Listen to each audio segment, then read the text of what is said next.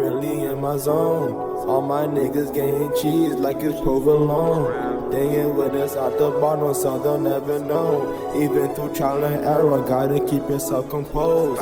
Feel like me, little bitch, I'm chasing all my dreams. I couldn't. Yes, welcome back to another episode on the Big Steph channel. And I'm here with Tessa. Colin and Tessa. Colin and Tessa, it was a 1-0 victory for us at Old Trafford. First double since 2006-07. Tessa, I saw you absolutely happy with this victory. Talk to me how you're feeling. I'm feeling amazing because I get to go to London next week and watch them win. Oh, congratulations. So, that's how I feel. How are you feeling, Colin? I'm good. We're going to London, sit in the season tickets and watch them win the championship next Sunday. They're going to win. Yep. I hope massively we can get this win, but it's not in our hands. But let's talk about today's performance. I thought with how they came out, I thought we were going to get more goals. I thought it was going to be a bit more high scoring for the Arsenal team. Yeah. But how do you feel about that victory and that performance? It's 3 points nonetheless. We'll take the points. They could have done better, but they didn't get them a score. So that's positive. Yeah, no, this was a Champions League semi-final draw, and it was strategic, and it was all about defense and cutting off angles, and the goal was brilliant. The goal was one of the best goals of the year because it was Trossard running to the near post.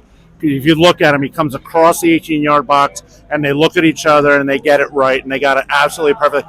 We could have had two more probably. They might have had one, but I think 3-1 would have still been a fair score.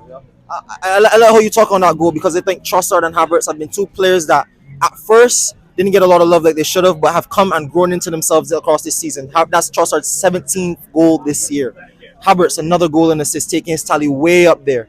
Talk to me about those two players firstly, and then I'm going to ask you, who is your player of the season?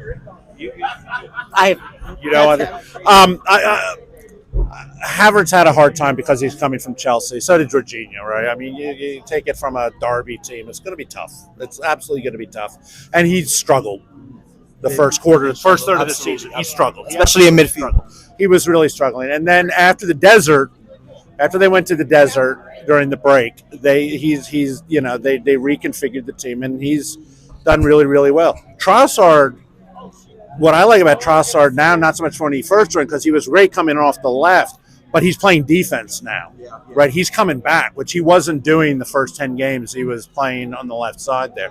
So he's really into the team side of it now. So my player of the year still has to be either, and it's hard to say, Saliba. He's played every freaking game, right? Every minute of every single game. Every minute of every single game. And so Saliba or Rice to me, and the guy who pulls the strings is Odegaard. Absolutely. Right? He is the Bergkamp Perez replacement, and the other ones after them. But I'm Bergkamp's always my favorite. So. If you had to pick one, because I thought especially Saliba was my man of the match today. I thought he was absolutely outstanding. Man of the match today, no doubt. And I feel bad for Partey because he was cooked at the end of the game. He couldn't run anymore. Yeah. He couldn't run anymore. Yeah, but I was a huge Saliba to me was that defense. It was all defense today. Saliba has to be man of the match as far as I'm concerned. He was great. 1,000%. And I think we keep that solidity. We keep Saliba. We keep this midfield. We keep going like this next year. I think we'll definitely be up there for a league title once again. We need 3 to 4. So here's how I view it. Who would start from our team on Man City right now? I think Saliba starts every game. I think Odegaard and Saka are always on the bench.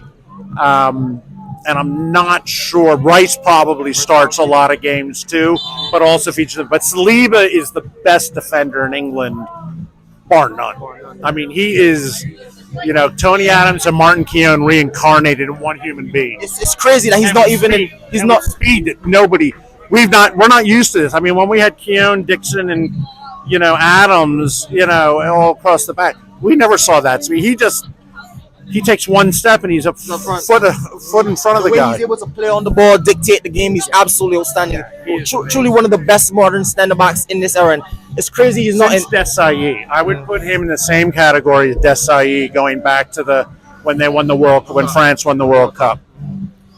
I just want to touch on Saliba one more time. I think the way he says plays out in the midfield, the way we look good. But he's not even in player of the season conversation. He's in young player of the year conversation, which is crazy. And he's probably not even going to get Arsenal's player of the year. Right. You touched on Declan Rice. Talk to me about Declan Rice because I thought he's been also very transformative for this Who? Arsenal. Declan Rice. He's been absolutely transformative for this Declan team. Rice is the guy who he is the. That's the right way to say it. Odegaard's the right captain. There's no question in my mind about that. Declan Rice is the next superstar. He's the next Leader. He's the next person Real Madrid will come or Barcelona will come and look for in 1 to 2 seasons. Declan Rice. If Declan Rice starts putting 10 to 15 goals a year in, everybody in Spain and Italy will come looking for him in a heartbeat. They will, in my opinion. I'm not saying he should be captain.